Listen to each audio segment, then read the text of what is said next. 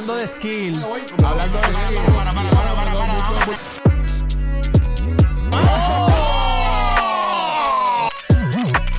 Aquí en Base y Fundamento te voy a decir lo que tú mereces. It's an honor having en Base y Fundamento. What?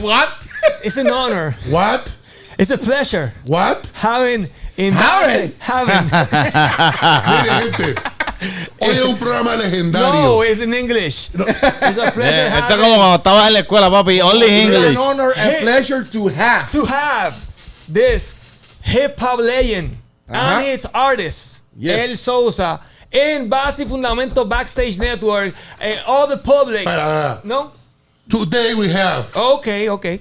Dennis Cole, Tony Stark, Iron Man, Ghostini, the great Ghostface Killa from the Wutang Clan, and Sosa.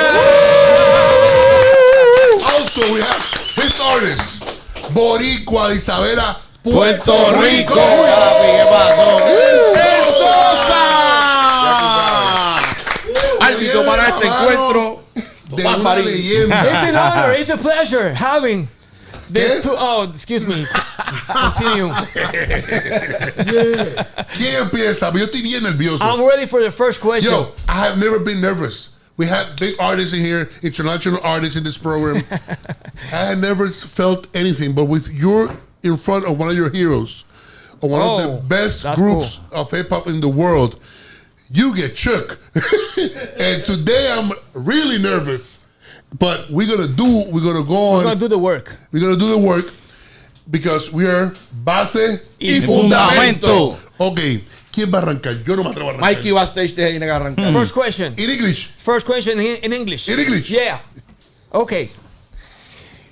Reggaeton. Ya empezó este. Reggaeton. Okay. Hip hop. No, reggaeton. We're gonna make a switch first of all. Okay, So he wants to start with the reggaeton. I want to start with the reggaeton. Okay.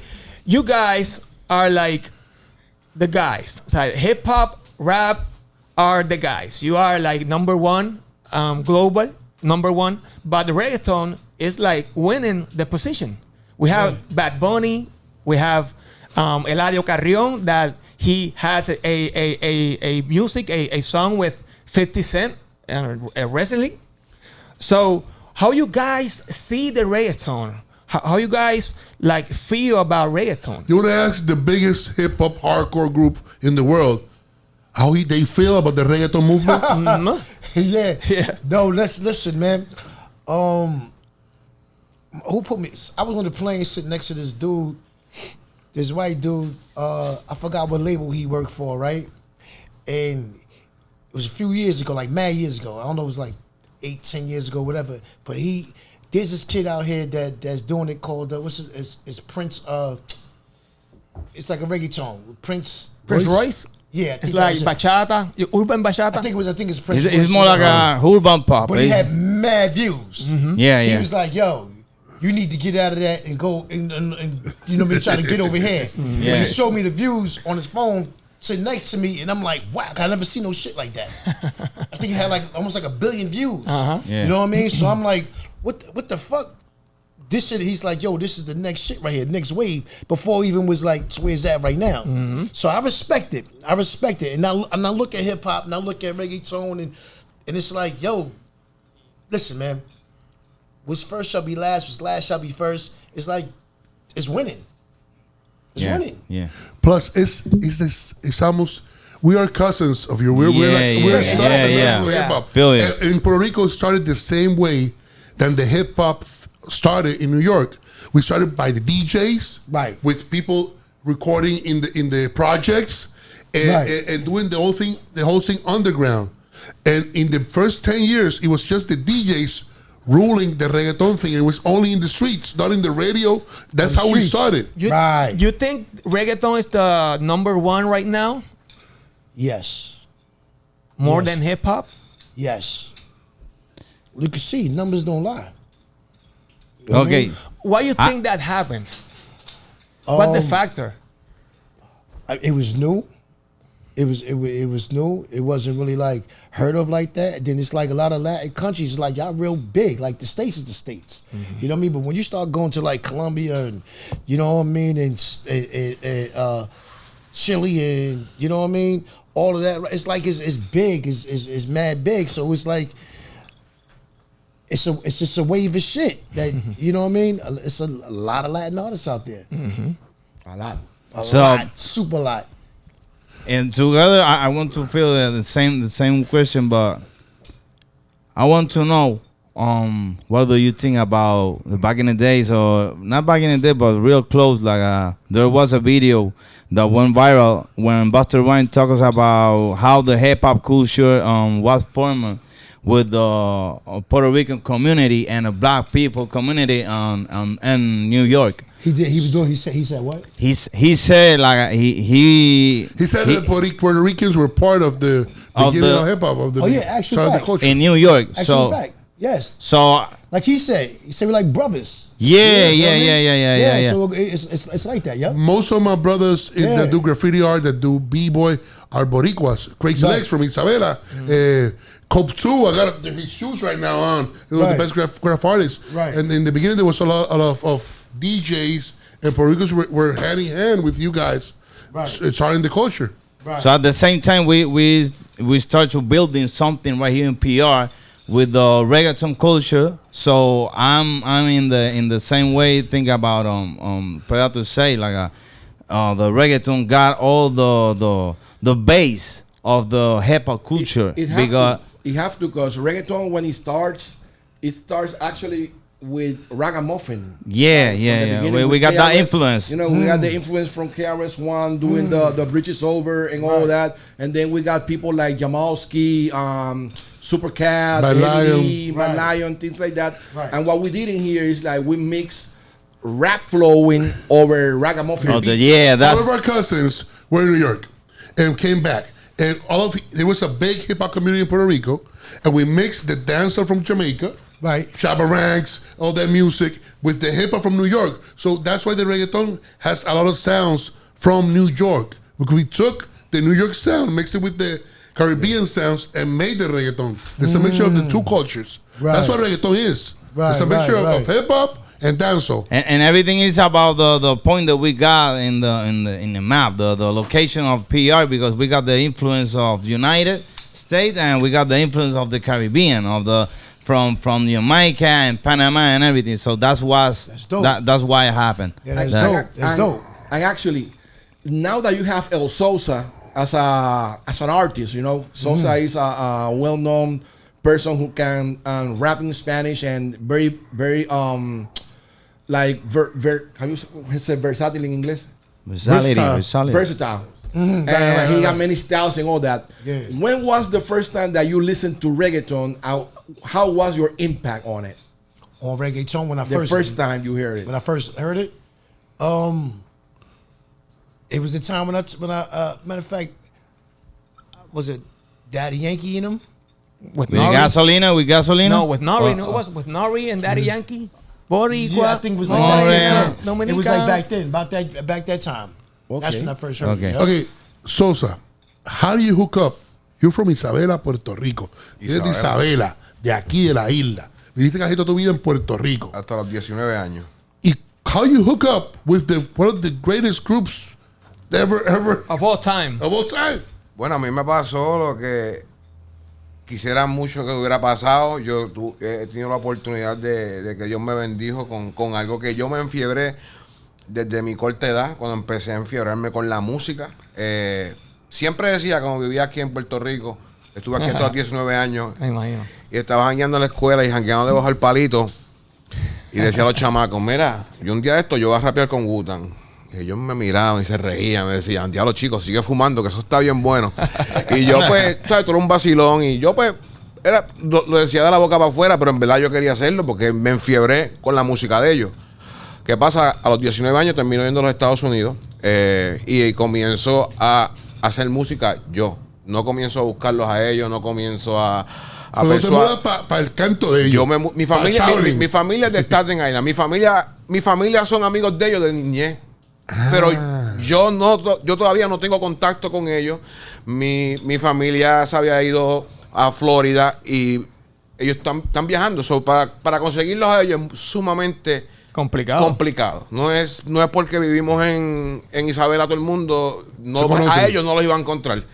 So, llego allá y pasan los años, me desarrollo musicalmente y llega un momento que me llega una bendición y alguien que los conocía yo personalmente era amigo de un amigo mío y esa persona se entera de que yo estoy escribiendo música a ciertas personas, que tengo talento y me dice, dame una canción que se la voy a enviar a un amigo mío que es el mejor amigo de él. Y yo pues le envío un tema. Ese tema me llega a las manos de él y ellos me invitan para que yo lo conociera a él. Termino yendo al estudio de ellos, pongo mis temas y aquí estamos. Pero tú estabas ready con temas para que el hombre escuchara. Dios es grande, mano. Yo he pasado más de 25 años tratando de infiltrarme en el mundo artístico. He ido innovándome, he ido creando nuevos estilos porque ciertas cosas no funcionan. Yo pensaba que no funcionaban. Lo que pasaba era que yo me estaba probando y me convertí muy bueno en todas las cosas. Era un proceso que yo tenía que pasar. Pero cuando yo llego a las manos de él, yo estoy musicalmente ready. Sin saberlo. Los cantazos de la vida, las experiencias me llevaron a estar ready sin yo saber que lo que yo decía que iba a hacer, ya lo venía 19 sembrando. años, 18 años, llegué a hacerlo sin buscarlo y estaba ready, que es lo más loco del mundo. Duro. Wow. Pero ahora Let me tell you something, Ghost. In Puerto Rico in the 90s, Wutang was everything for the kids. I was 14, 15 years old. Everybody had the W in their cars. People had grills. People had the los colmillos, the fans that the Method Man had. I put a white contactless in my eye. The brace. Like Yellow and black, everybody. Yeah. Everyone the camouflage and the Timberlands. And this Puerto Rico is hot as hell. So we had army jackets in 90 degrees. and he's still. It was crazy. Wow. No, It was the crazy. boots are Timberland boots. Respect. And The hype was real. I got Yeah. I got the Yeah. real question. Hold on, I got the real question. in here. you guys back in the days was a biggest influence for everybody That's right what's here up. in That's the what's island and Respect. for the reggaeton artists, Respect. for the hip hop artists on Puerto Rico. So Right. Yeah, we that's appreciate respect. it. That's respect. It's family. I have this question right here. This is the question that everybody will know the truth today, and we're gonna document it. Ghost, back in 1998, when the Wutang Forever album came out, you was advertised as a group to come to Puerto Rico, and a group called Normal Syndicate, which I was part of them.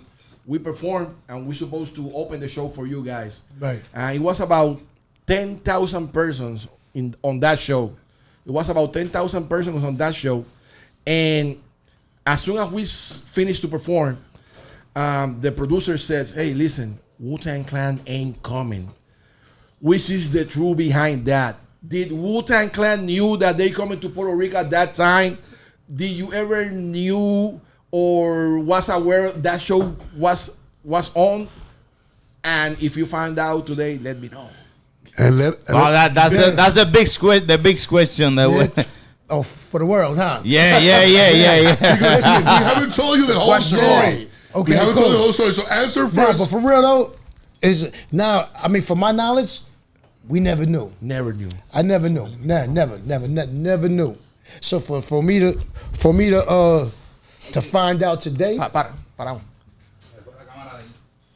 Batería. One Pues second. vamos a esa pregunta, ¿viste? The camera went home. No, y vamos a continuarla como dijimos allá. Dile. And I'm going to tell you what happened before and after the. Sí, pero no, recuerden, vamos a Sí, sí. hay que hitear. Sí. Okay, That's the big interrogant for everybody. Yeah, man. Entonces, si estamos todo el podcast 30 years ago about that. que él hable. Yeah, Y que eso it's sabe. like I don't know. I don't think because I know we would have came. We would have came. Arembo. I don't know. came Yeah, before. that's what I'm saying. We would have came. O sea, We would have came unless they had the money right. I don't know. ¿Tú tienes la pregunta completa? You know. Ya, vamos acá. Okay, we start with you, Ghost. Okay. Yeah, with you. 3, 2, 1, go. Yeah. Cool. So to tell you the truth, I didn't know about that personally. I didn't know about that, but like I said, we would have came. I said maybe the money might not have been right. I don't know how the promoter I was dealing with at that time or whatever, but I get people that put my name on flyers and promote me all the time, and I don't even know nothing about it.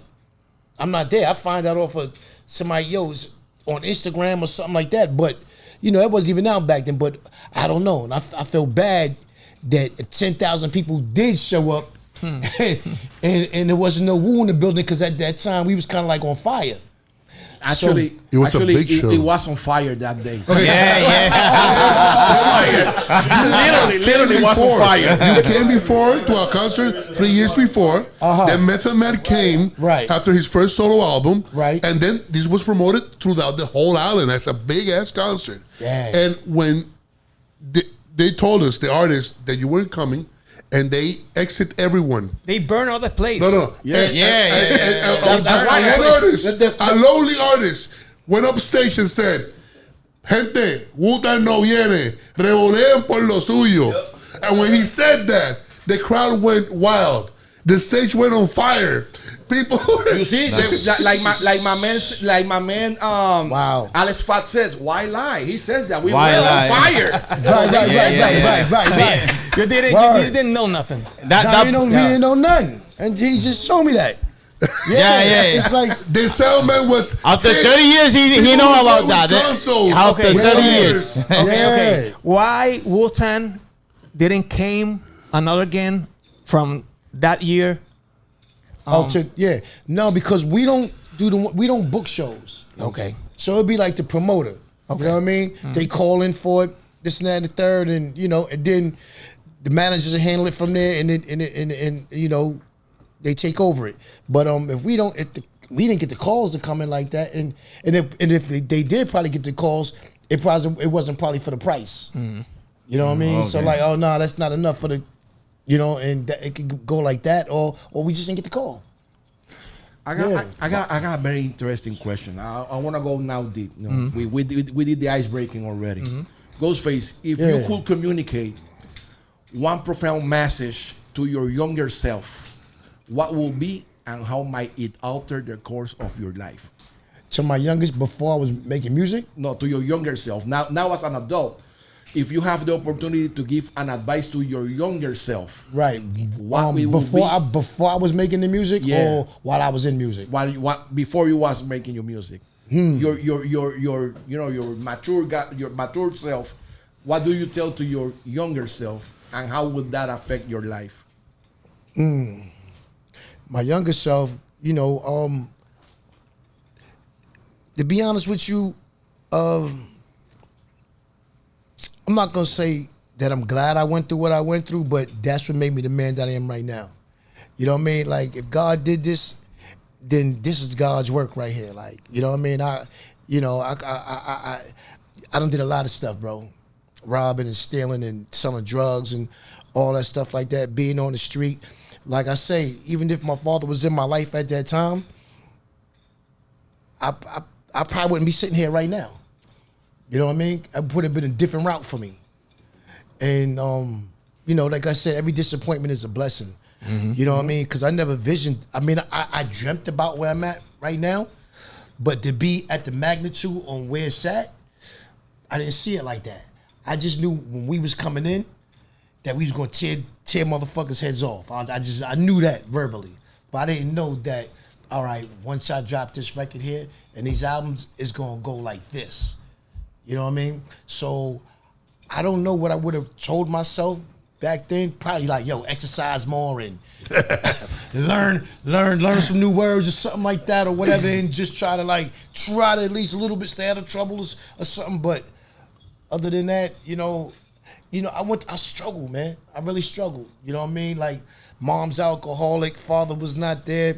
I had brothers with muscular dystrophy in the wheelchair. I'm the oldest, so I had to play the play that part. You had like 12 brothers. Huh? How many brothers you had? 5. Four. Well, and one of them Yeah. was in the wheelchair. 2 of them's in the wheelchair. 2. 2 in the wheelchair. There's 2 in the wheelchair. Do you think that the portrait that they did to you, for you? I never watched that show. Never watched it? Never watched it. Why? Because that's not my story. That's not That's at all. not, that's not my story. My brothers is in the wheelchair, and they knew and they knew how to speak and all that stuff like that. So I heard RZA had him in there, not trying to, and not blaming my brother, but you know what, Hollywood or whatever you want to call it, Hulu. But you know, my story is I got a story.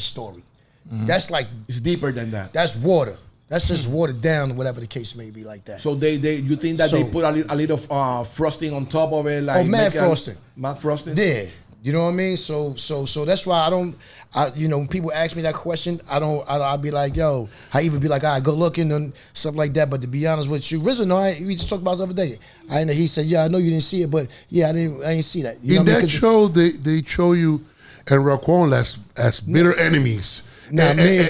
And like you hated each other and you shoot off each other, and you're like a duo. You're like the first duo not doing, and all your records, there's Raquan, and his records you're in, and that's the best thing of the record, that you're both in both of you guys' records.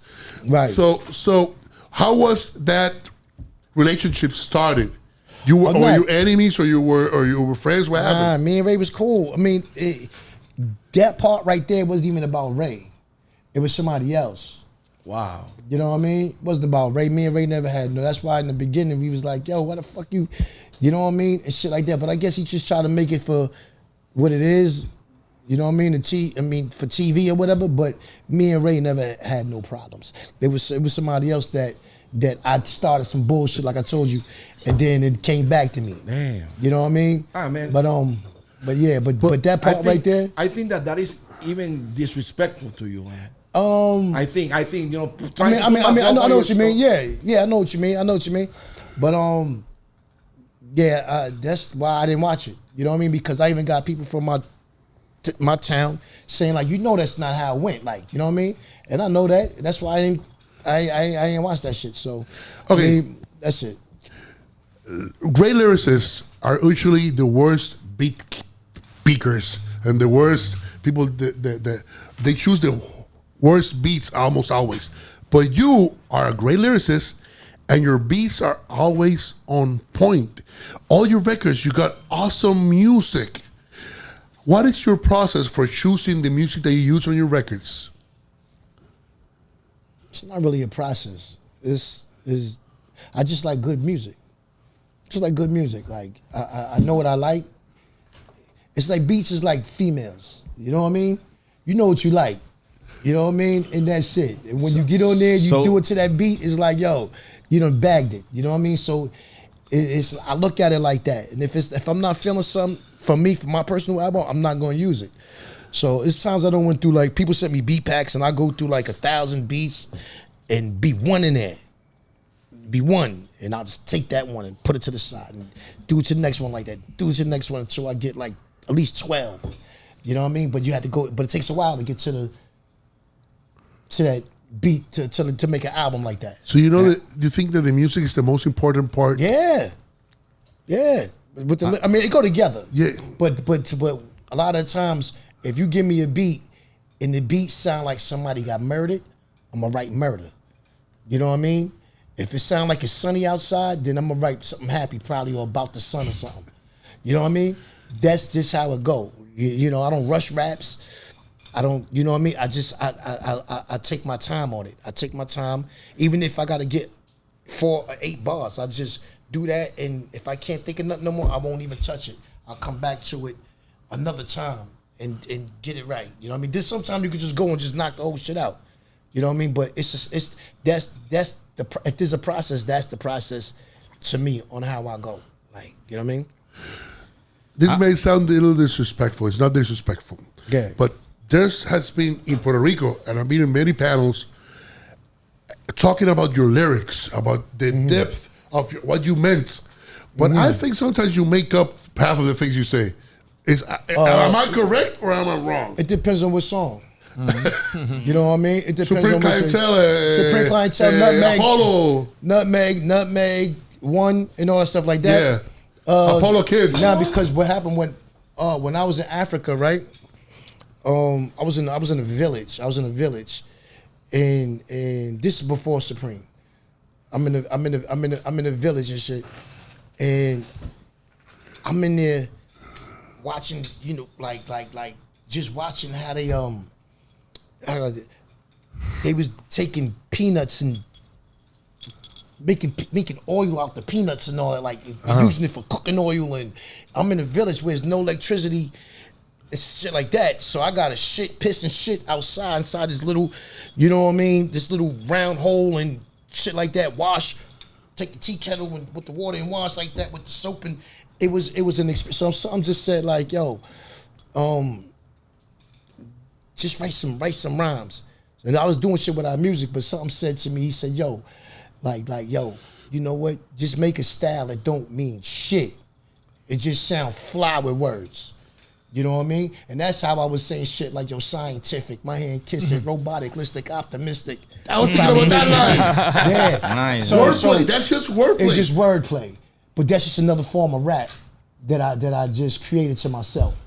You know what I mean? Instead of just having to go ahead and just do the same old thing. So I did it a couple of times, like that song and the song after that one that came like that, and yeah, you know, on Supreme Clientele. So, you know, that was that though. Strawberry And kiwi.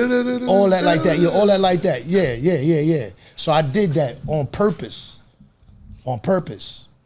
I just want to bet. You know what I mean? Thank you very much. Yeah, it was on purpose. Yeah. But then you got people out there that try to decipher that shit and don't even know, like don't they trying to figure it out.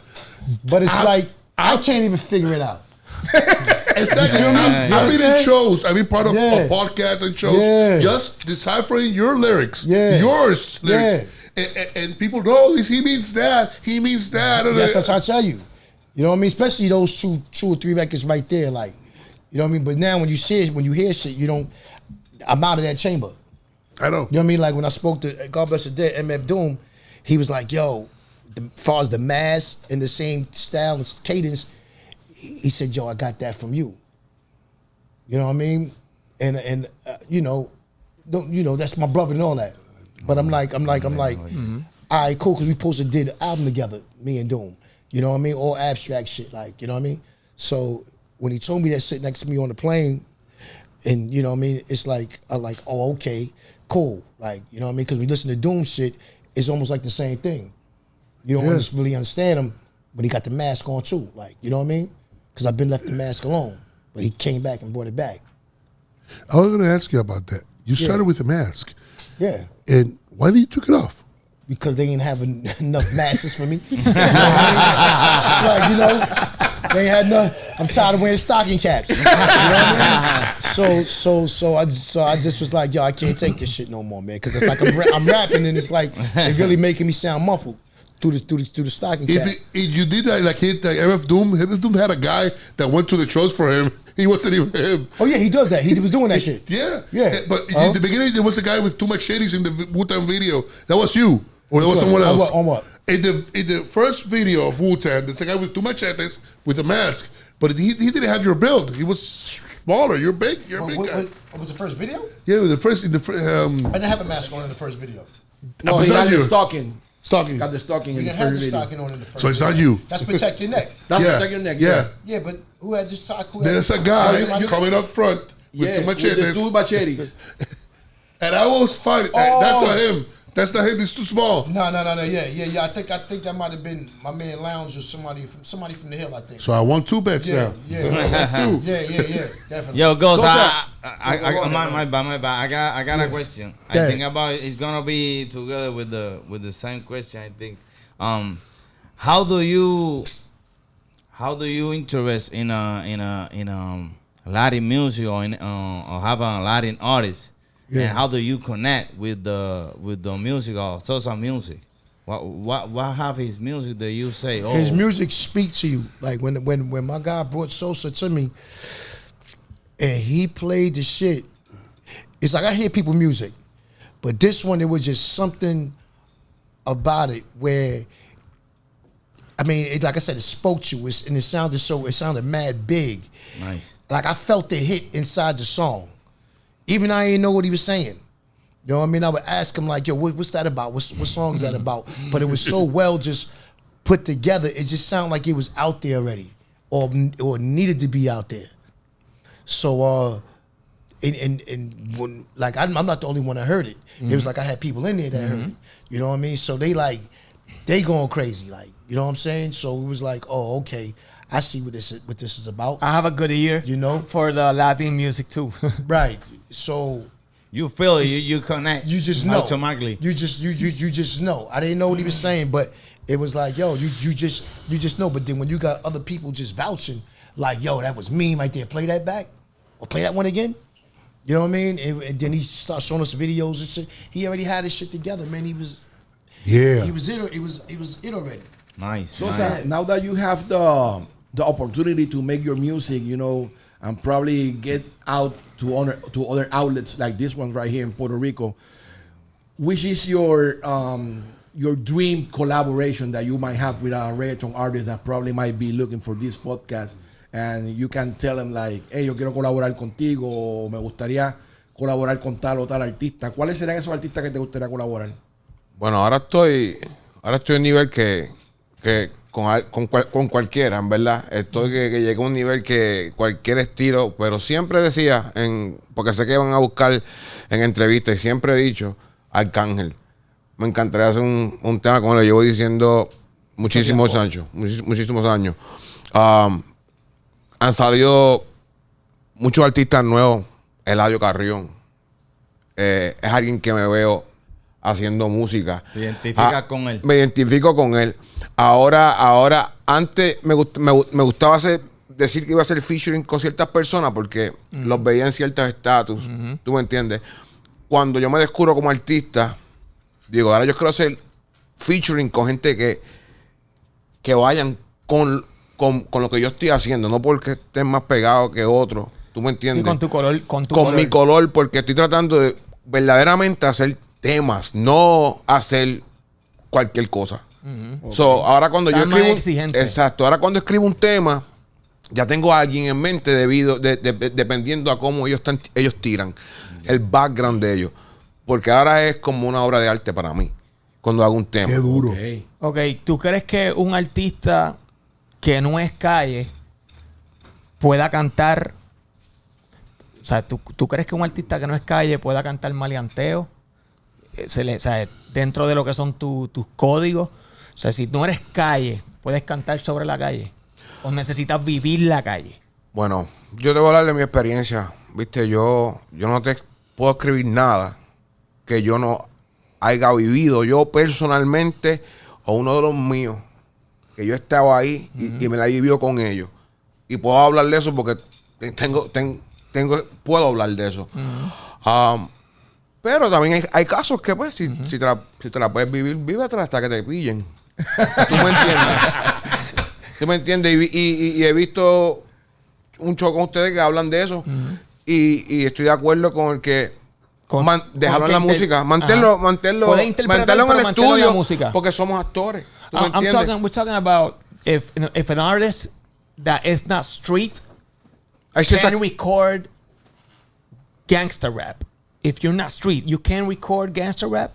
You can't or you can? You can't.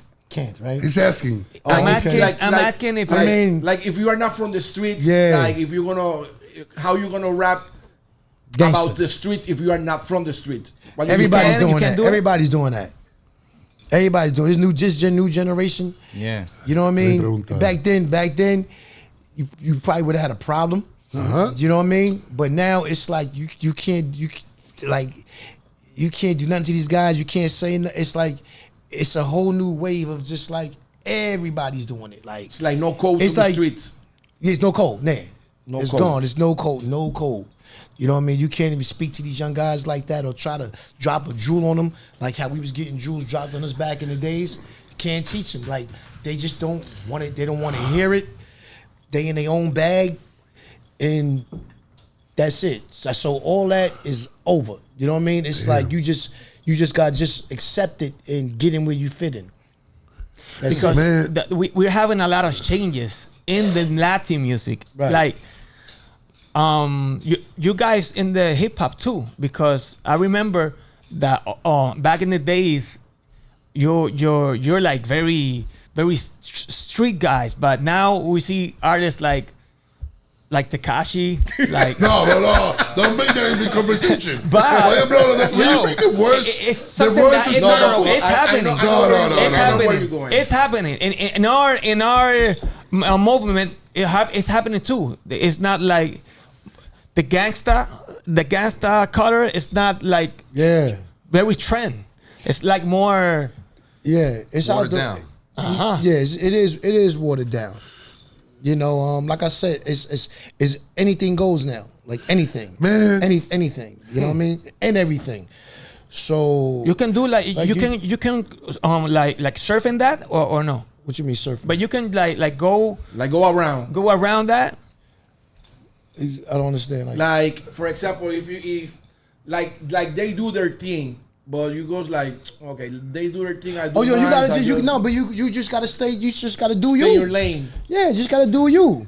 Because now it's like when we came before, it was rappers, but it wasn't that many rappers like how it is right now. Mm-hmm. You know what I mean? And then when you got social media, and when it came, it's like it's like you ain't even gotta be a rapper and just do something like you rap, and it's like it might just take off. The stupidest shit.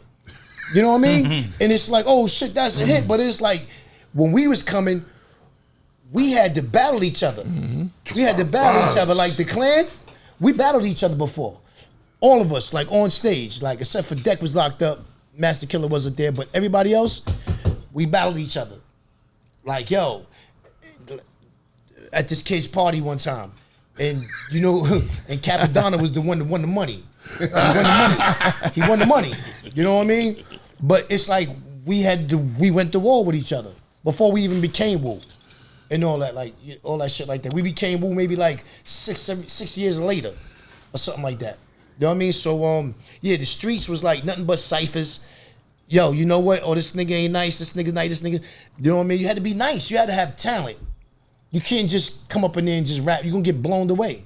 That's when it was serious. And I mean, now it's like you just doing it to do it. It's like the game. More is just- celebrity now. More Huh? celebrity. Not too much talent. Exactly. Man, Actually- man, I thank God It's- that we had the Afrocentric conscious hardcore rap that raised us. Yeah. The Tribes, the Public Enemy, the KRS, the Wutangs, which made being smart and knowing shit cool. Right. Do you think that having those examples in the mainstream, in the new kids, is part of the problem that the new artists are having? Did we lose hip hop? Is lyricism important I mean, anymore? you know, nothing stays the same. Nothing stays the same. Even though how bad we might be, like, damn, why this shit go like that? This is always going to change. You know, it's like you like even when there was soul music back then, and then all of a sudden, Marvin Gaye come with the other. Wait, what's that song he had? Sexual healing? Yeah, sexual healing. It was different from Let's Get It On. It was Exactly. like times was changing. You know what I mean? So that's a whole new other wave that's came in like that. Like, you know what I mean? And he's I heard when he was saying when he moved on, he was scared because he didn't know how it was gonna be. But that's where it was going. Because when you had the soul, then disco start coming. You know what I mean? Then at the disco, you start getting all this other shit. But when we started, we respected our elders. Like Right. I'm 45. Right. I didn't leave the Melly Males, the Grandmaster Cast, but I respected them. Right. I knew about them. Right, exactly. I learned about them. Right. And those guys, the older guys, talked about us, give us shoes. Yeah, definitely. And we learned from their example. Right. And that's where you come on in Right. the golden age of rap.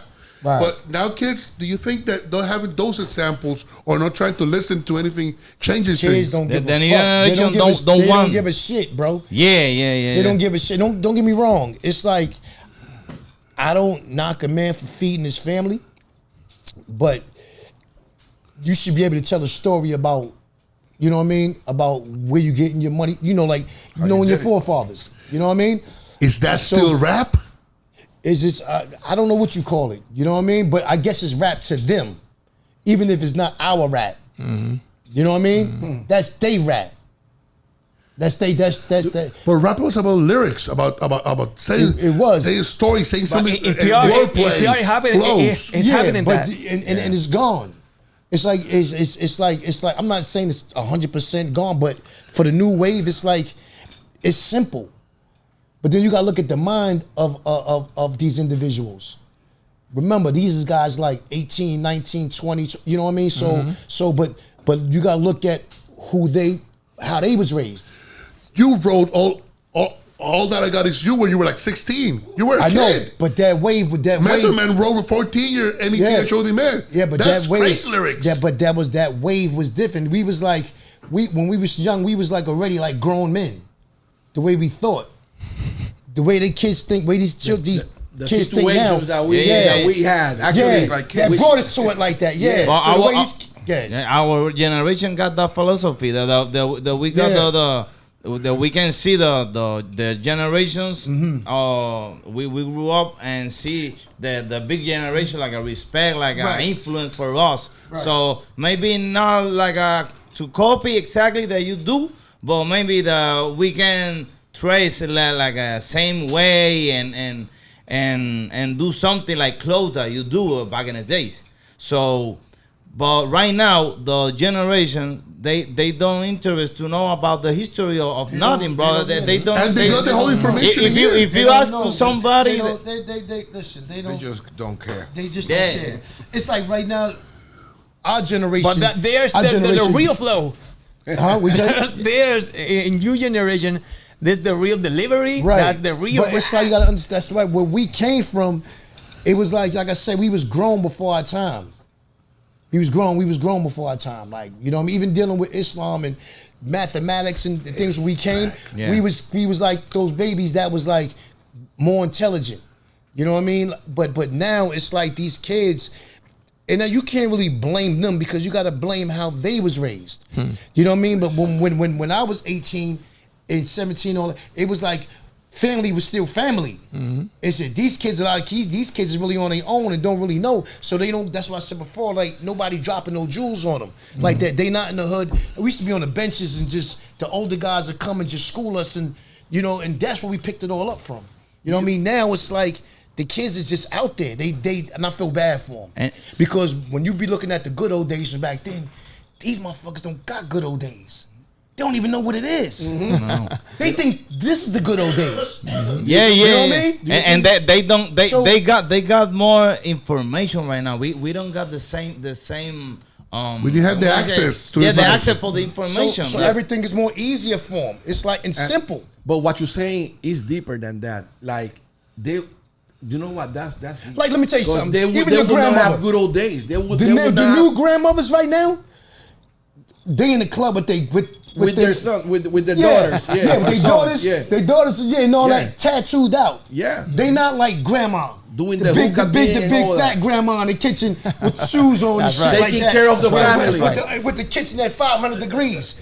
It's not like that no more. Yeah. All that real shit Everything is changed. gone. Everything changed. You know what I mean? Yeah. These Feel you. motherfuckers smoking weed with their grandbabies and shit like that. You couldn't do that shit with your grandmother. No, feel you. I Yeah, can't feel you. smoke in front of my family. That's true. They slap me. Yeah. My mom would. Even the simple names. You got grandma Pearl and this and that and that. Now you got Grandma Keisha and Tamika. And all that you know what I mean? That's why I'm saying That's what I'm that. saying. That's why I'm saying that it's deeper because it's like you're saying it is deeper. They will not have good old days. Like They won't. Like us when we sit down, we goes like You remember hey, I the good old remember days. like in Yeah. '96 what we did. They goes like Yeah. We I know don't about even the what to remember real because everything's respect. in the phone. I Right. don't even know. Yeah. I don't have a good memory to think about Oh, it. a lot That's of kids crazy. even play basketball. Like even when you take some, even music will bring you back to that place you was when you was young. But these guys, what's gonna be their place? Oh, they babies, what's gonna be their place? You know what I mean? Of that music like that, and it's sad to think of like good old days. Like it's no more. No. It's just gone, yo. Do you think we lost hip hop? Did we lose it? I mean. Because you're going tours with the whole world. Listen, we with know what we Nas. like. We know what we like. We could have lost it. You know what I mean? Or whatever. It's not the same to us no more. You know what I mean? But these kids that's out there doing it, they don't know. So this is hip hop to them. Yeah. You know what I mean? Whether it's like skinny jeans or getting everything Gucci and this and that and the third, trying to stay with everybody else, is like, yo. I think with the first generation, because in Puerto Rico and in the States, our fathers listened to another genre of music. This is the first generation that there are 3 generations that say they listen to the same music. Same one. Mhm. Right. And they call it, but it's different things. Yeah. When I used to listen to EPMD and BDP, that's rap. But it's not the same rap from 21 Savage to do a sample. It's not the same. Right.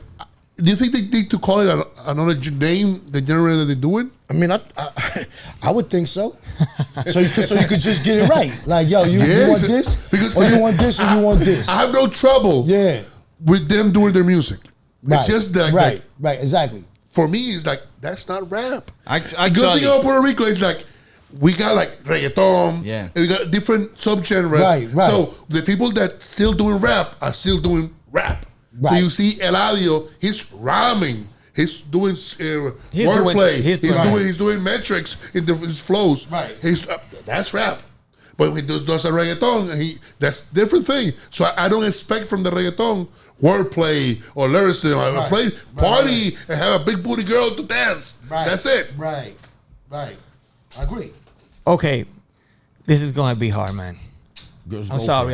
Go for it. I'm sorry. What I'm gonna do, I'm sorry. Okay. Go okay, for it. Can I Mikey. do it? You got Wutang in your I know. I have Wutang. Yeah, but careful. In my high school, I draw the W like Wutang. I draw in the You draw in the pupitre. in the libreta. In the pupitre. In the libreta. The notebook. And the notebook. This is a very hard question. Okay. You're gonna tell me, let's see. Sosa and Ghostface. You're gonna tell me too. Sorry about this. Okay. Ay, Dios mío. Can I do it? Just go ahead. Okay, I'm going to do it. Okay. I have 2 questions. Okay. I want that you tell me, this is a very hard question, but I want that you tell me that if you have a basketball team and you're going to put the 5 first players in the court, but they're not players, no, they're not basketball players, they're artists. Give me your 5 best players of all time of hip hop. I can't really do that. I know it's very hard. Yeah. But if you have a team, you have 12 and 15, but you have to put the regular 5. the regular 5. For you, like coach, if you are a coach, it's very hard to you too in basketball when baseball. But if we have it, but there's so many greats I know. that. Like a lot of them you can't even put in order. You know what I mean? Like you can't put like, all right, I'm gonna put this one before this one and this one before this one. You just like for me, you know, my golden years was like in the 80s when Kane and Rakim, G-Rap. I could put 5 of those. You know what I mean? That's there right there. You know what I mean? But then you got Nas and Jadakiss and Biggie and Genius and you know what I mean? These guys here, Mobb Deep. It's like, how would you really do that? Like, you know what I mean? It's like. Now, if you separate it in the 80s and maybe the 90s and... Oh, that was... No, we can do it like we can do it in genres because hip-hop and rap got different lanes. Like, you are being called one of the best storytellers in rap ever. If you were going to put a Mount Rushmore of your 5 best storytellers, that would be easier than do the 5 of all time. For you, which are the...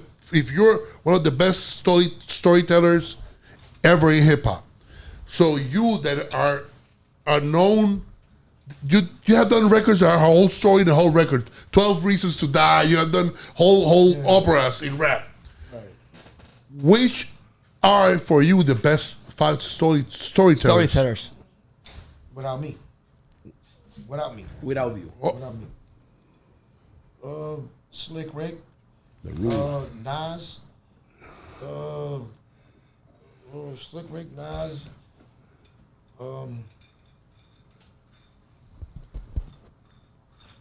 I would say I probably storytellers, right? Genius.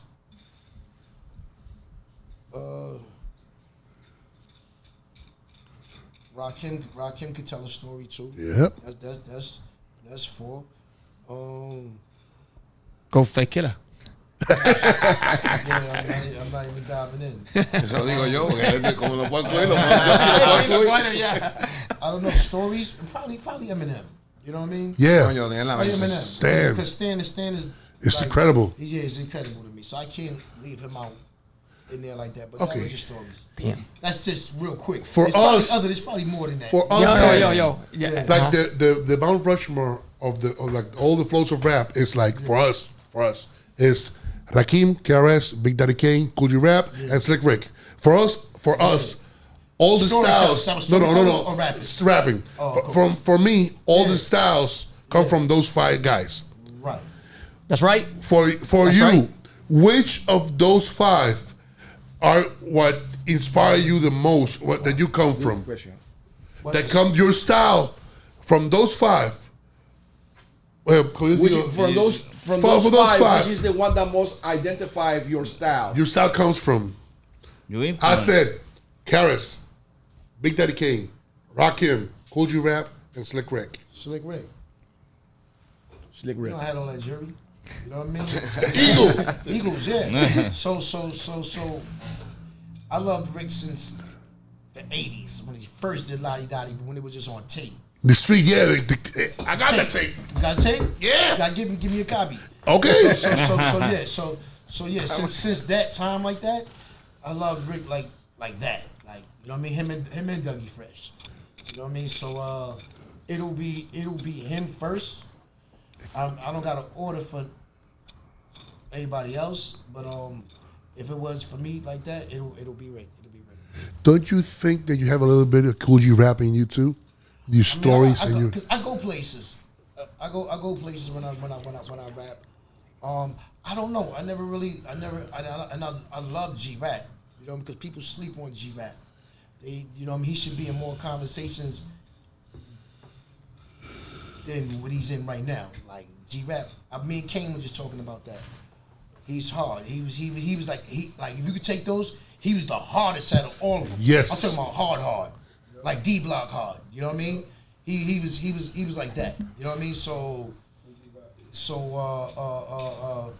I don't know, man, because I got so many styles. It's like I'm just one of those guys. I'm like I could cover so much ground. It's like I could do regular rap, I could do R&B rap. You know what I mean? Like you could just you can't just put me in a box because it's like I got just mad styles to it. Like. And you went to different phases. You know what I mean? You went with the abstract phase. You went to your more commercial phase, all and you that. went with the R&B, like more and more with Neo I and test shit. the waters. Yeah. And then you went underground doing stories and doing those epic. But Yeah. let's talk about your Def Jam times. What happened then? Those times, because I fell off on Def Jam. They had so many artists there. Excuse me. I fell off on Def Jam. They had mad artists in it, but I wanted to go there because they was like the Yankees. yeah, So I'm like, yo, I got to get over there after I left Sony. But then when I got there, it wasn't the same. It wasn't the same. It was like they had so many artists in that building, and your music changed, and you were doing like singles and that's what I'm saying. It just wasn't a fit. It wasn't what I thought that was gonna be a fit because they was winning.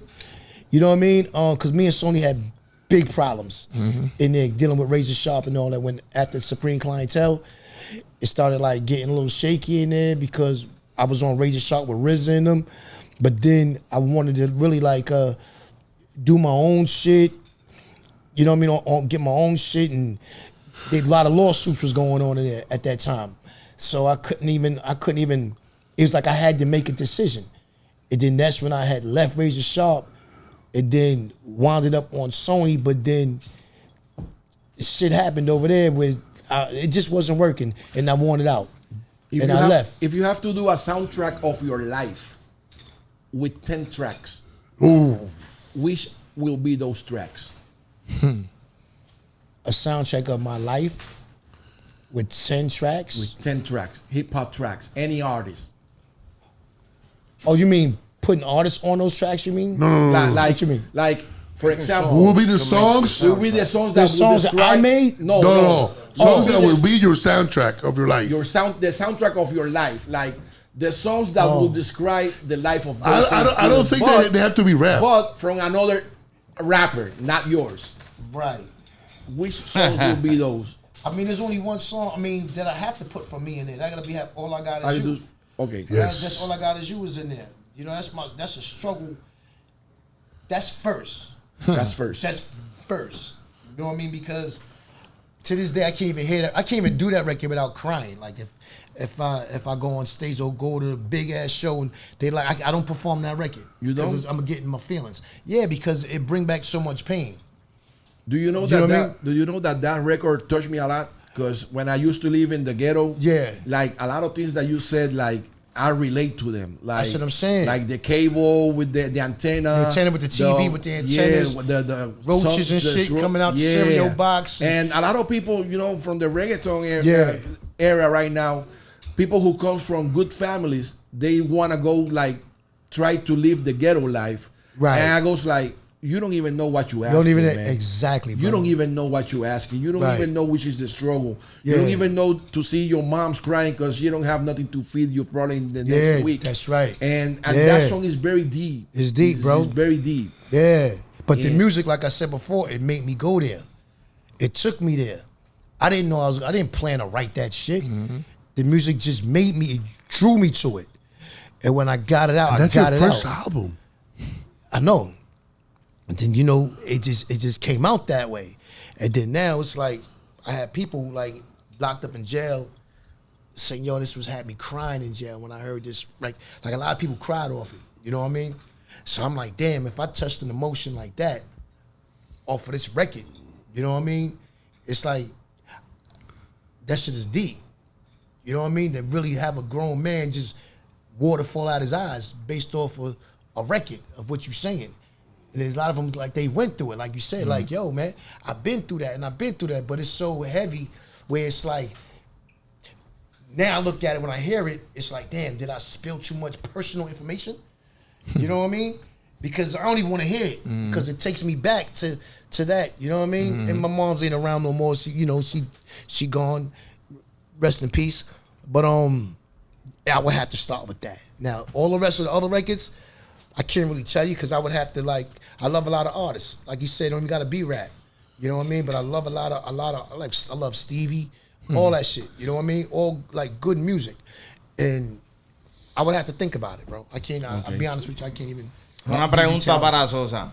Sosa, ahora, ¿qué se siente, verdad? Ya que hablábamos tras de cámara, el proceso, ¿verdad? De cómo tú has llegado a las manos de esta leyenda viviente. ¿Qué siente, verdad? ¿Qué se siente el tener esta responsabilidad? El tu poder y la oportunidad de tú tener ahora de poder exponer tu música y que sea una leyenda como lo es Ghostface Killa, que te haya echado el brazo y te ha echado, como quien dice, la bendición. No, para mí ha sido una cosa, un sueño hecho realidad primero que nada. Pero tantas cosas han pasado increíbles. ¿Tú me entiendes? Te voy a dar una de las muchas. Ellos me llevan a un Woo Wednesdays que hacían en New Jersey. Y para esos tiempos, pues yo no estaba firmado con ellos.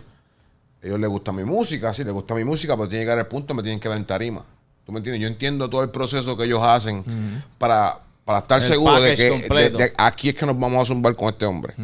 Yo me acuerdo que estamos en New Jersey y voy a cantar y el gordo fue mi corista ese día. Y estamos trepando esa tarima y cuando yo me fijo en el VIP que está todo el mundo, yo mira, está Raekwon, está KILLAH Army, está Ghostface Killa, está Shaheem. Y toda esa gente está ahí en el palco mirándome. Yo le meto, rompo, y cuando voy para donde ellos, para arriba, yo pensaba que iba a estar mi corillo esperándome. No, yo tengo todo esto documentado porque mi carrera desde el día cero ha sido documentada. Yo quise grabar todo mi proceso. Cuando yo subo por esa escalera, está esperándome él, Raekwon. Para mí, ¿tú sabes lo que es eso? Que yo soy fanático de esta gente desde el principio y que ellos son los que me están dando el abrazo y, coño, te quedó cabrón. Y yo, ¿en serio? No, cabrón. ¿Sabes? Cosas así, cosas como como básicamente una de las más brutales. Llegar a realizar. Mi casa, estamos en casa. Estos hombres pasan de ser de mis ídolos a mi familia.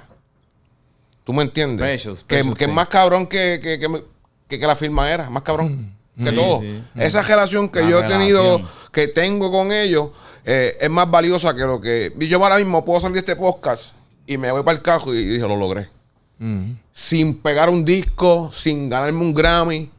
Para mí, yo hice algo que muchas personas ni se imaginaban, pues se pueden imaginar hacer. No, que muchos soñaron, pero tal vez no pensaron ni que y aparte tú lo de estás eso, viviendo. que el Sosa es de Isabela. No, es de Isabela. Y yo quiero que el público sepa lo complicado que es pegar o hacer este tipo de gestión viniendo del lado oeste de Puerto Rico. Súper. O sea, así que shout out a todos esos guerreros como Alex Fat, Cario, Babalú, toda esa gente que están allá, Sabi también, que hace música. Papi, lograrlo y tener una posición que sea pequeña dentro de la industria es bien complicado. mira La gente no sabe. Mucha gente habla de acá, pero la gente no sabe. Mira si es doble la dificultad. Hablas de Isabela. Súper difícil. Me mudo para Shaolin. ¿Cuál es el único grupo que ha salido de Shaolin? Wutang. No hay más nadie. Y ahora yo. Latino. El primer latino de Staten Island. Encima de eso. Que Tienes una responsabilidad dura, brother. Para grabar con esta gente. Sí, vengo de Isabela, de un pueblo sumamente difícil de resaltar, de que nos pongan el ojo encima. Tú me entiendes, un pueblo que me enseñó todo. Tú me entiendes, ahí yo comencé a soñar. Caminando por la marina, como iba Manny siempre. Claro, que ahí yo comencé a soñar hasta que llegué. Y llegué a un sitio que era más difícil porque, como dicen en Staten Island, ese es el borough que nadie lo reconocía hasta que ellos no salieron y nos explotaron en canto. ¿Tú me entiendes? Y yo soy latino, ahí que nadie rapeaba en español en Staten Island. Y que ellos me adopten a mí. Es un Grammy. Tú lo dijiste, es un Grammy. Ya lo tengo. A veces lo comparto con el primo mío. A veces el proceso de la música es un proceso muy frustrante. Yo quiero ser básicamente un ejemplo. Yo no soy un chamaquito. Yo llevo años con cojones en esto. Yo quiero ser un ejemplo porque mucha gente se quita, mano. ¿Verdad? Yo las he pasado, yo he querido quitarme. Y cada vez que he querido quitarme, pasa algo. Dios me abre unas puertas que yo ni me imagino. Como este video que tengo en la calle ahora mismo. Este video no era para hacerlo.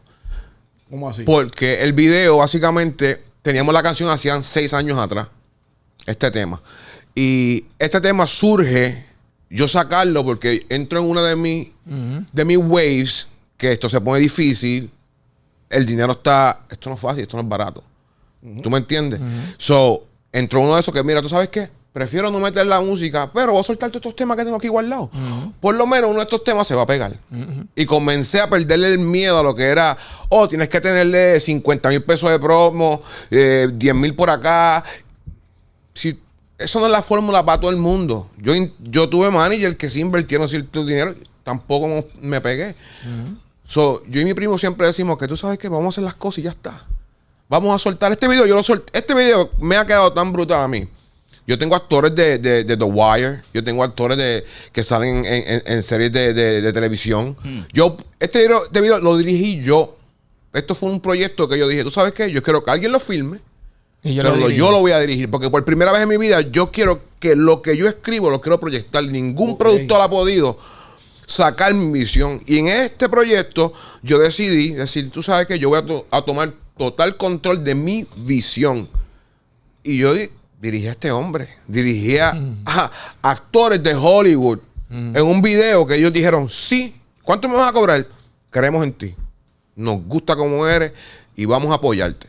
Oye, que tienes ahí a Brian Martínez. Brian Martínez, que es un escritor, que ese muchacho escribió uno de los temas de Farruko, creo que Enamorado del Dinero. No sé qué parte escribió, pero escribió creo la mayoría de ese tema. Y lo tengo en ese tema. Surge que no iba a sacar el tema, lo envío a mi camarógrafo y él me dice, no, este tema tú no lo puedes sacar solamente por sacarlo, hay que hacerle un video. Y le digo, no, es que no hay budget para hacerle este video ahora mismo. Y cuando digo que Dios abre las puertas, comienzan cosas a pasar. Si tú ves el video, hay Ferrari, hay escenas de casino. Tú ves el video y dices, gastaste, cabrón, 20,000 pesos en ese video. No, mano. Lo que gasté fue llamadas telefónicas. Y ahí fue que yo dije, ¿tú sabes qué?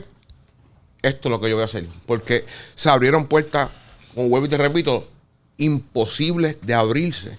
Yo creo que tú eres un ejemplo para todos esos artistas que piensan que por ser del oeste, por ser de Puerto Rico o por tener cierta edad, ya la capacidad de lograrlo es bien mínima. Pues qué bueno, brother. Qué bueno que te has dado la tarea de seguir luchando, seguir componiendo temas, lanzando música. Porque mira, como tú mismo dices, ¿quién se iba a imaginar que este pana de Isabela, Puerto Rico, estuviese trabajando mano a mano con las leyendas del hip hop de Estados Unidos? Así que te felicito, definitivamente, gracias, brother. gracias. Te felicito. Te iba a preguntar, Sosa, ¿cuáles son los planes que tienen desde ahora para adelante, que estás trabajando de la mano de los muchachos? Bueno, ahora mismo, pues ya, 1 de enero soltamos este disco que, gracias a Dios, y quiero decir algo, ya que estoy aquí, es para que lo digo, porque yo sé que esto lo ve mucha gente. Y te dije que quise hacer un ejemplo. Este video yo lo suelto. Y yo decía que este video me iba a llegar a un punto que me iban a reconocer.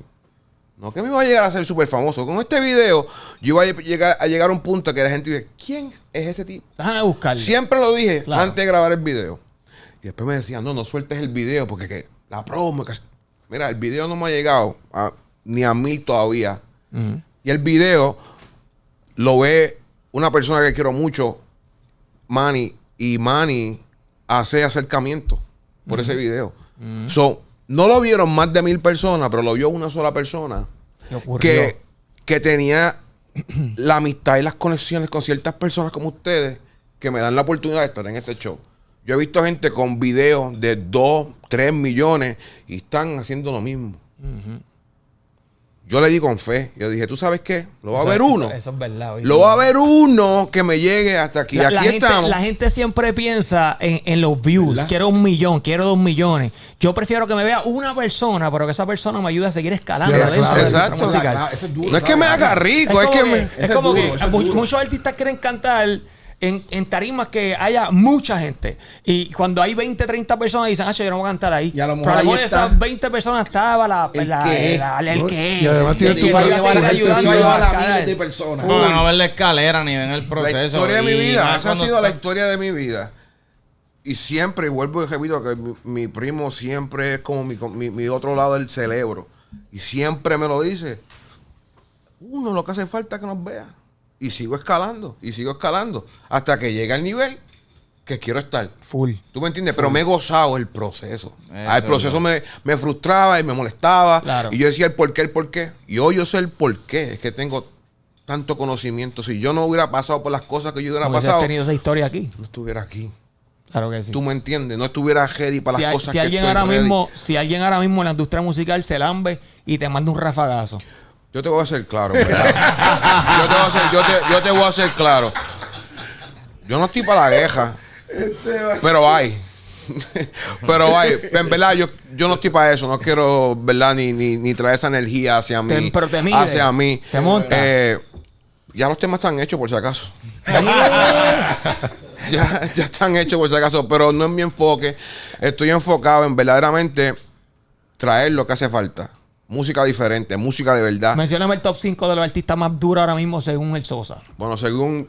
Te voy a decir otra cosa. Yo no escucho a mucha gente porque yo me escucho yo. Pero que me gustan, no te puedo mencionar ni 5 canciones ahora mismo que están pegadas. Porque es que no escucho a nadie. Estás enfocado en tu música. Estoy enfocado, yo enfoco mi música desde siempre. Mencionarte artistas que... me ha gustado ciertas cosas que han hecho y me puedo ver haciendo cosas con ellos, sí te puedo decir 5. Tú me entiendes, voy con Arcángel, como siempre te lo estoy diciendo, me gustaría hacer algo con Eladio Carrión, me veo haciendo algo con MC Ceja. ¿Sabes por qué? MC Ceja, ¿Tú sabes papi. por qué? Porque a pesar de haber me enfiebrado con Wutang, después que conseguí a Wutang, Ceja fue otro que me enfiebró en Puerto Rico. Jingle Jangle, Ceja tiene el mando cuando ¿tú está entiendes? cantando. me gustaría hacer una canción con ¿cómo esta chamaca? No es ni japera, mano. Yeah. Se me olvidó el nombre ahora mismo. Pero canta. ¿Es rapera? No es rapera, ella canta balada aquí en Puerto Rico. Elizani. No es Elizani. Se me olvidó el nombre, la tenía en la mente. Cani García. Cani García. Es más, Cani tengo un tema García. para Cani García tan ¿Verdad? salvaje que me gustaría hacer con ella. ¿Por qué con Cani García? el tema- Porque yo vengo de un background. A mí me criaron 5 mujeres. Mi mamá, mi abuela y mis tías. En mi casa todos los domingos lo que se escuchaba era José Feliciano, los Buki, salsa. Música de limpiar. Música de limpiar ventanas. Sí, música de ¿Tú me limpiar. entiendes? Yo comienzo, eso es lo que yo escucho. Y si quieres saber cómo yo empecé a escribir mis primeras rimas, te vas a reír bien brutal, hermano. Mi tía escribía poemas, ¿verdad? Okay. Yo llego a la high y me enamoro de esta chamaca y pego a llevarle poemas de mi tía. Yo le cogía los poemas de mi tía y los escribía y le llevaba poemitas. Y un día la chamaca me puso para el challenge. Y yo, tú eres un monstruo escribiendo poemas. Escribe uno ahora mismo. Aquí. Vale, me dio lo que le escribiera a uno ahí. ok. Pero, y ahí tuve que escribir. Escribe uno aquí. Chacho, le hubiera hecho un mural. Has hecho un mural, Le dibujaba. Mira, pero ahí pegó a escribir. Si te fijas, si te enseño mi libre, mis notas, todas mis rimas están escritas. ¿Tienes esas libretas todavía? Las tengo ahí en el bulto. Ya.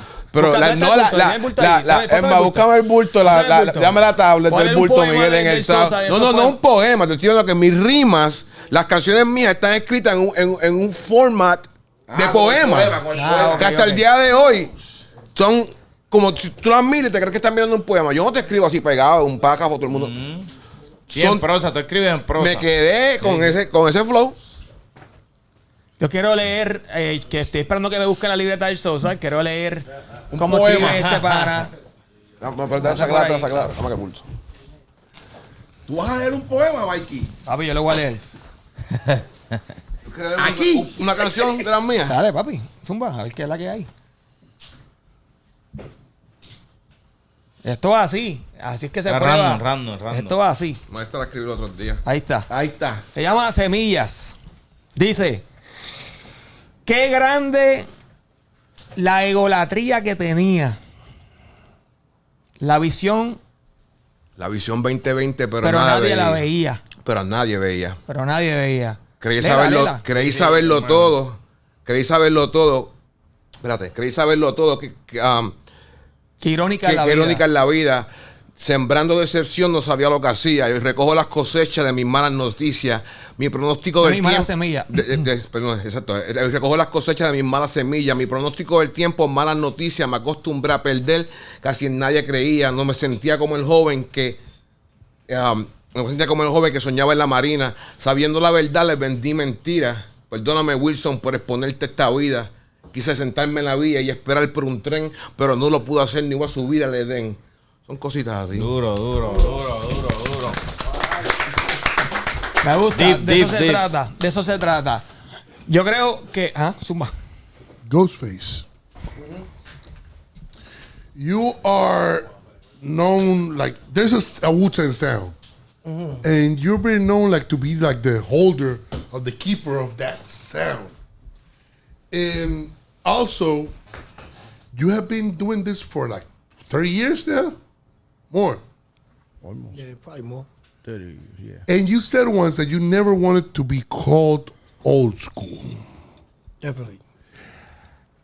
What is the secret of maintaining your longevity and that sound and being on point? Nowadays, you're really. ¿Cómo se dice que tú estás al día? Que está Update. and you're like kids talk about you in the same vein as they talk about J. Cole and Kendrick and the new cats and newer cats. Right. What is the secret of doing that whole thing? Because it's not easy. It's keeping a tradition, keeping a sound, having a long career, and not being called old school. How you do that, man? Be afraid to become an old school. Punchline. Punch. Like, yeah, you know, you know, and being around. I mean, you know, you gotta just. I mean, it's that's first. Like, you know what I mean? I gotta like fear that. But you know, just trying to stay grounded and just do what you've been doing. Like I love music. You know what I'm saying? I love beats, and I try like to like, you know, when I'm writing, I try like to just. First, I'm gonna say the shit that I like. I'm not writing for everybody else. I mean, I do, but I gotta do it for me. So I gotta like it. You know what I'm saying? And then yeah, that's it. And you know, try to be around guys that, you know, still keep my lingo up. You know, because I'm not wild in the streets like I did before. Back in the days. You know what I mean? Yeah. But some of your peers have stayed in those years, and they just do shows about those times. You got things in the 2000s, in the 20s. It's like it's so much. People don't understand. Knowledge is infinite. So many things to talk about. You know what I mean? Like even if I get 70, man, and 80, and if I got false teeth in my mouth, I'm talking about it.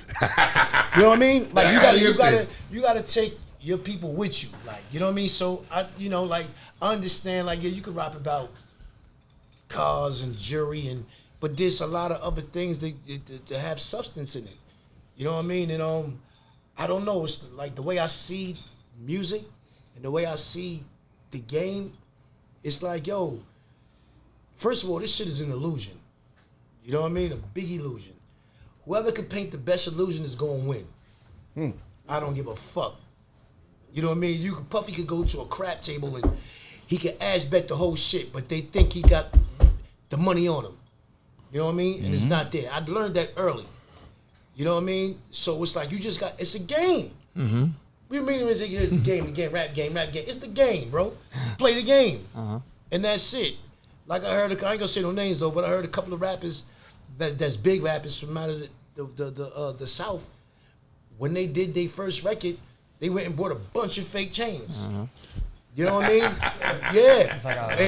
And shot a video inside a big ass crib, and put a couple of nice shirts on, and they made the song. I ain't gonna say who it was though. Yo, this shit is a smash. You know what I mean? But they got on after that. So they played the game.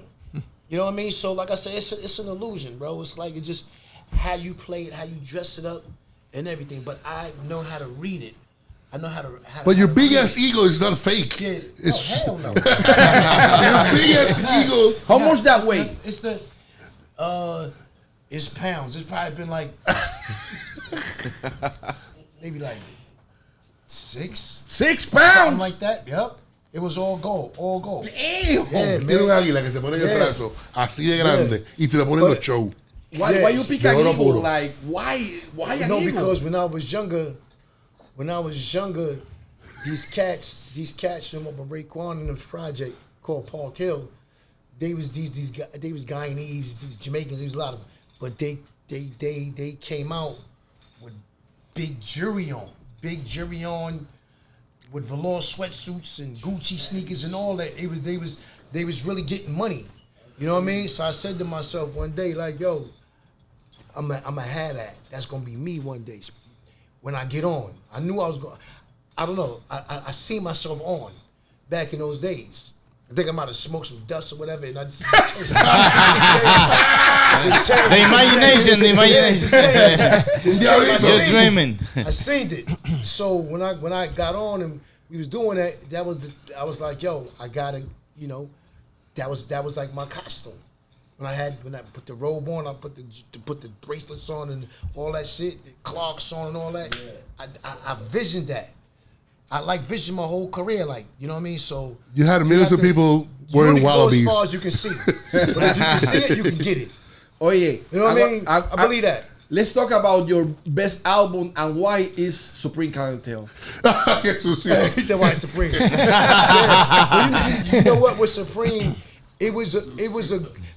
Listen, what I did on Raekwon's album, on Raekwon's album, you know what I mean? I had to really like go up there and show out, right? But when I when I did Iron Man, it was a dark time for me. It was really dark, like, you know what I mean?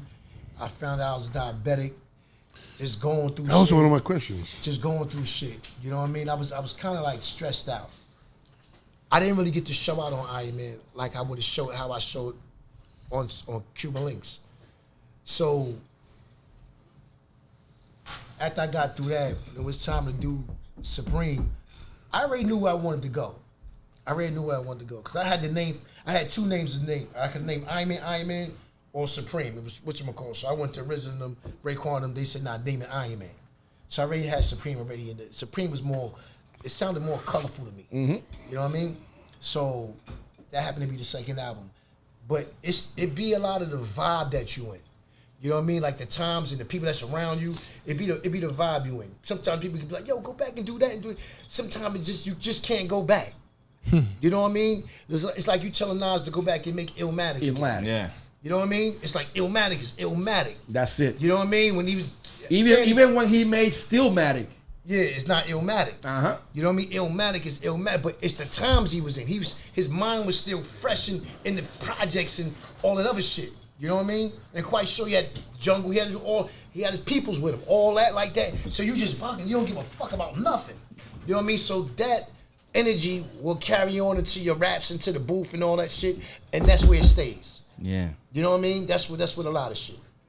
The music is time, is energy, is like this time right now is this time. It's vibe, is a lot of things. I mean? Yeah. Like when Sosa dropped his album, you're gonna be like, oh shit. You know what I mean? Probably like 10 albums later, you might want to get, hey, yo, the first shit, like, you know what I mean? It's like, yo, that time is gone. Yeah, but it's like a picture of that moment, and that's all. Yeah, but usually artists do the first album, and the second one is not as great as the first one.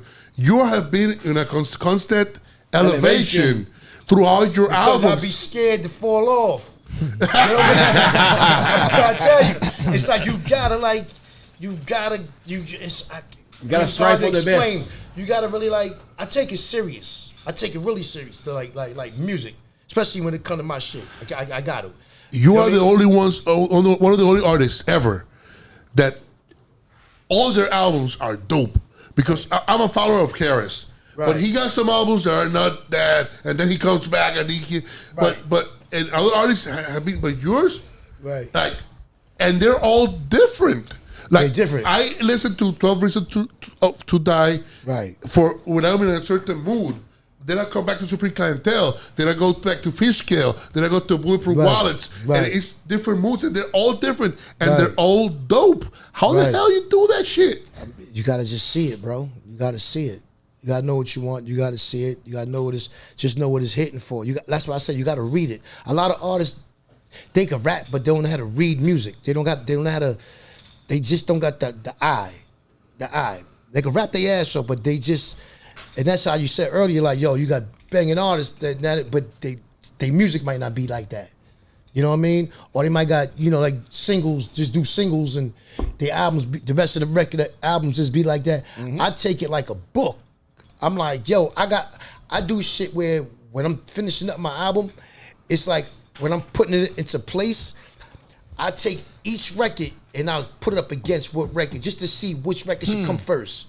You know what I mean? Then which records should come second. Then which records should come third. I change that whole shit around. I do different flips on it and see how it builds, how it should slow down, and how it should end. Like you know what I mean? I go exactly. I do that, and that takes me motherfucking like 3 weeks, maybe a month, if it's like that. You know what I mean? And just play for people like, yo, how these 4, if it's 12 records, how these 4 records sound? Like coming back to back to back to, and if it hits me like that, then I'm keeping it like that.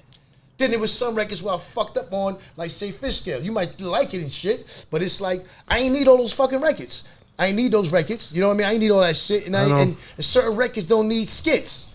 But I love skits though. But certain records just don't need them. If you got a bulldog that's just all chunky 9-10 records, nigga, that's the shit.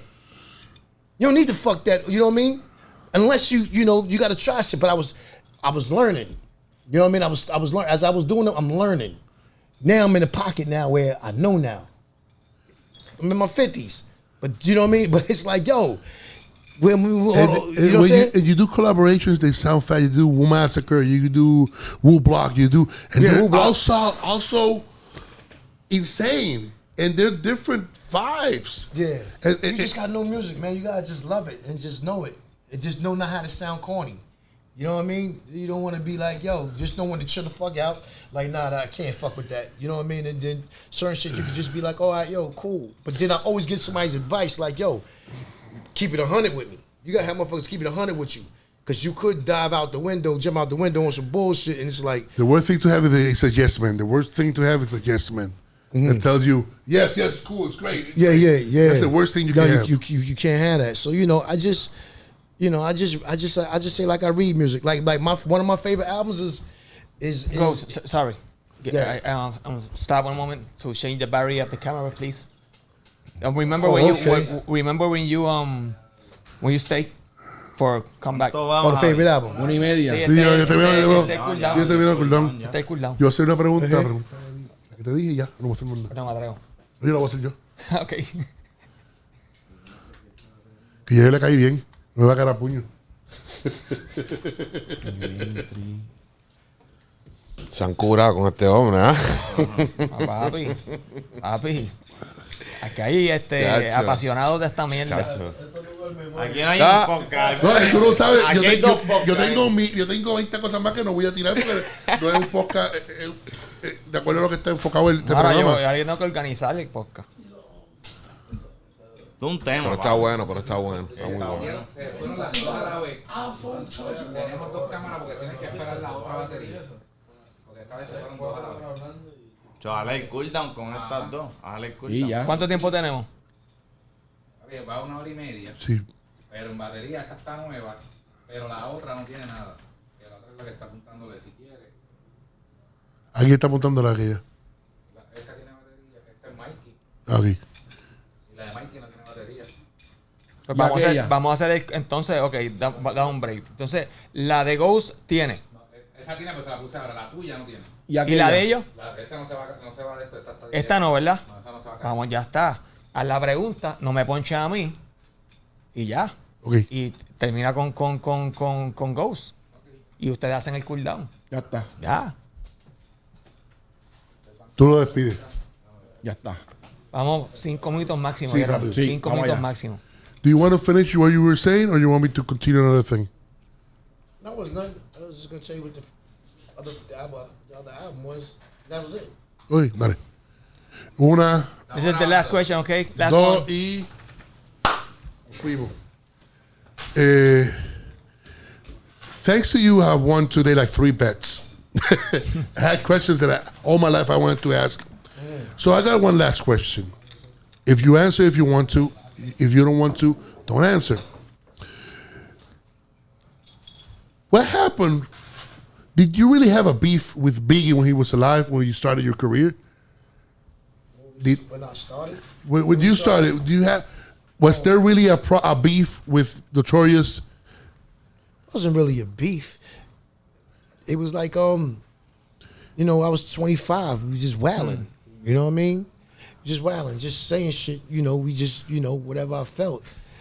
And at that time, it was rapper shit. You know what I mean? I don't think it was a beef. Okay. I was just speaking my mind, really. You know what I mean? But and I could see how people could take it as a beef and stuff like that, and I could see how he could take it as a beef. Because in rap, you don't really bring up a nigga's name. I didn't really bring the name up, but people knew what I was talking about. That's what it was on Raekwon's album. Exactly. Right? It was about a cover or something. It was on Nas's cover. Like back then, like in rap, we not really supposed to like bite nothing. You know what I mean? So on give niggas raps, this and that and the third. It was like, yo. So when I saw his cover and Nas had the baby cover, I mean I couldn't understand it, to a certain like, yo, why would you know what I mean? But I didn't really have a beef with him. Wasn't a beef. I just one day we was just in the studio and I'm just doing a skit. Like we just recording shit, talking. And then out of all the shit that we talk that day, because that's little chunk that was in there that they decided to put in there. You know what I mean? And and it came like that, and it caused, you know, not saying it was friction, caused the friction though, because I seen him a couple. We never said nothing to each other until like the day before he died, because I'm like I see him in L.A., so I'm like. You saw him the day before he died? Yeah, day before. One day or 2 days before he died. Yep, in the Key Club. Wow. So I'm like, but I did want to, and don't get me wrong, he was nice. So I did want to like say, yo, fuck that shit and just make some music. You know what I mean? Let's just make some music and shit. But because we seen each other mad times on planes and everything, and it was kind of like awkward and shit. But I didn't really know how they was feeling and shit. And can you recall like which was the last interaction of words you have with Biggie? Yeah, in the Key Club. So we coming from somewhere. I think the studio. We just went over there because there was I think Brandy had a party there.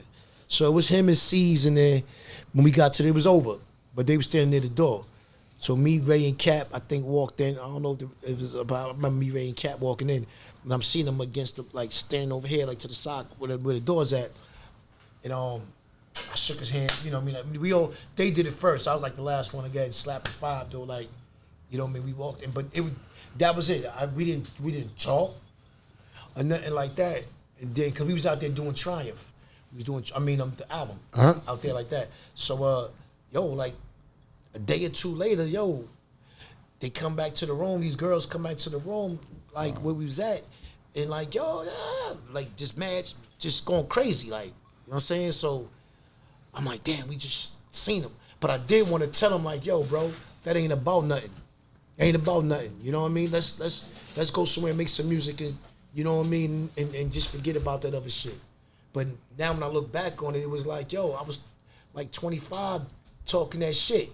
You know what I mean? Because at that time, you know, we was invincible. You were like 40 motherfuckers, and you had like 10 albums back to back to back to back. You were invincible. Like, you were the Wu. Yeah, it's like, you know, and I'm not even talking about, it's just how I felt in my heart. Mm-hmm. I ain't these other, because I've been on some bullshit. The Wu was just the Wu. You know what I mean? Like the rest of the guys. You know what I mean? So it's like, I got to go outside. Mm-hmm. You know what I mean? So it's like, yo, cool. But then when I look back on it, it was like, yo, that was a little knucklehead shit on my behalf that you know what I mean? That you just 25, man. You in your prime. You wilding. If you have the opportunity to talk to him right now, I'll tell him the same thing. Yo, it wasn't about nothing. Yo, I'm sorry, bro. You know what I mean? I know, you know, I don't know, you know, because to be in that position, it's like, yo, you know how you make a motherfucker feel, and then you got people coming at him like, yo, what's up with that shit? What's up, yo, let's get this nigga, let's do all that shit like that, and whatever. Then he got to hear that shit from here and here, and then it's like, that might have put a little bit of stress on him.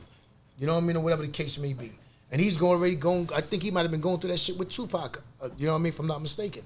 You know what I mean? So it's like, all that, then you get killed. You know what I'm saying? So I don't like being like life too fragile.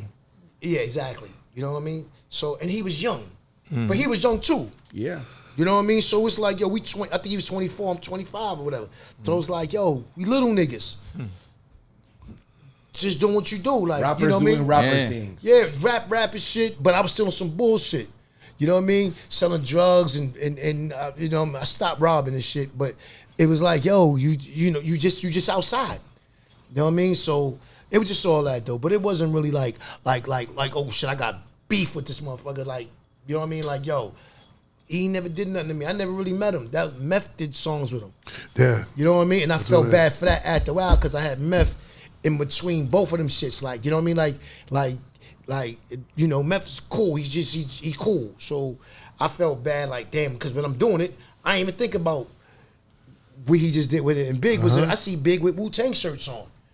You know what I mean? And shit like that. Yeah, there's like, a picture with that shit makes me feel even more stupid. Like, damn, man, what the fuck is, you know what I mean? Because I heard he was a fan.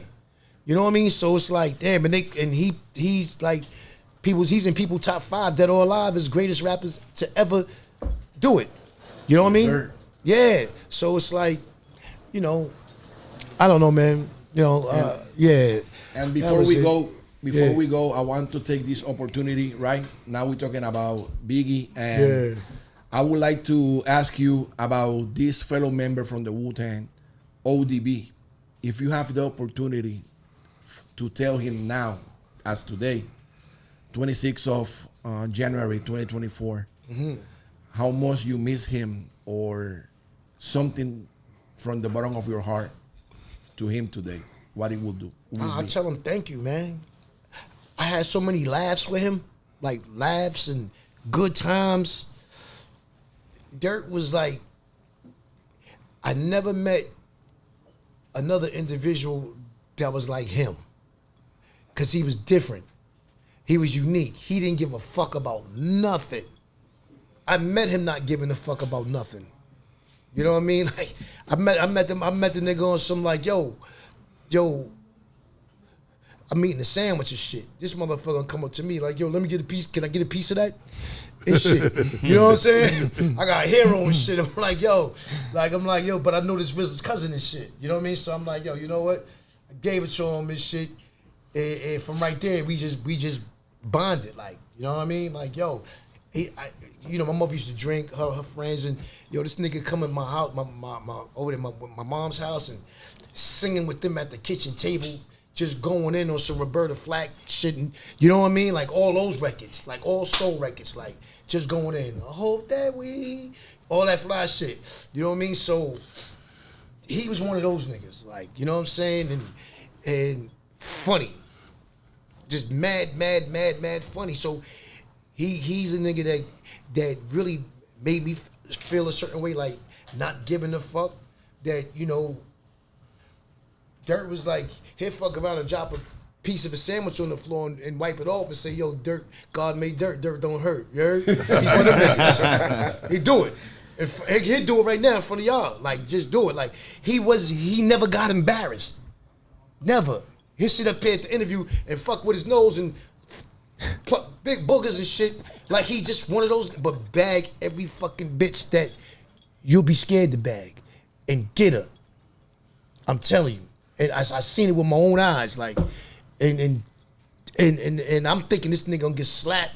Never got slapped. Like, bring the bitch to the show, like, just in the mall. Like, he one of them niggas that'll go to the chicken. I seen him do shit like, yo, you don't know who I am? You don't know who the fuck I am? Like, literally, like, cursing and everything. And the bitch don't know, and he just be like, me and Mariah.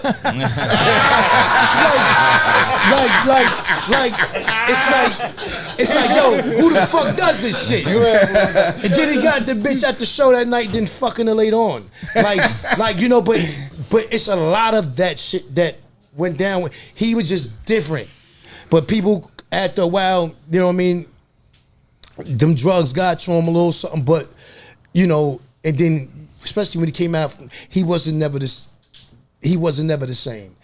You know what I mean? Because he, I guess, bugged out a little bit, and they feed him the medications and getting him all fat and blown up and shit like that. And it was just like, he went in there, it was the medication that really made him change. But yeah, and it was like, yo, man. And the thing about him is just that it's like, not even saying it's a mystery, because I don't believe in mysteries, but what was the name of his first album?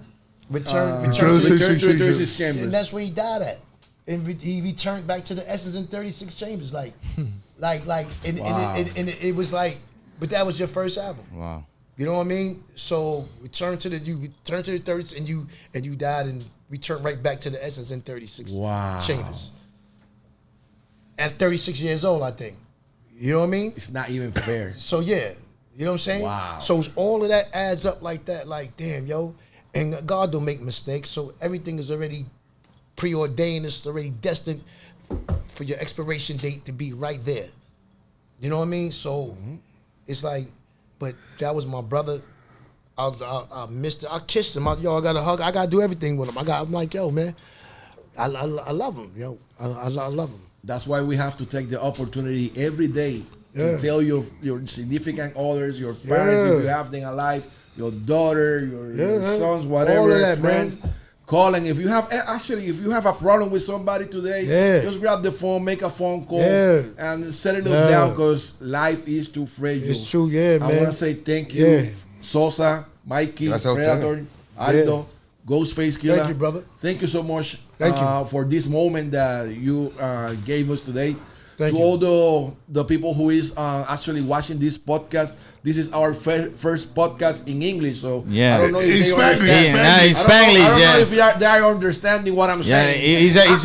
it's a privilege. It's a privilege for us that you guys come here and Nice. talk with us and give it your time and give it some love. So we appreciate Yo, it so man, much, bro. I just want to thank you guys. I want to thank you for giving me one of the best days in my life. I've been one of my heroes. Yeah, no, we good. I thank you for all your music. I Right. thank for Wutang save a lot of lives. Wutang is for the children. Right. And Wutang you. is Yeah. forever. Forever, brother. Thank Yes. you. I Un appreciate aplauso y'all. para Ghostface para el Sosa. Y esto es Base y Fundamento.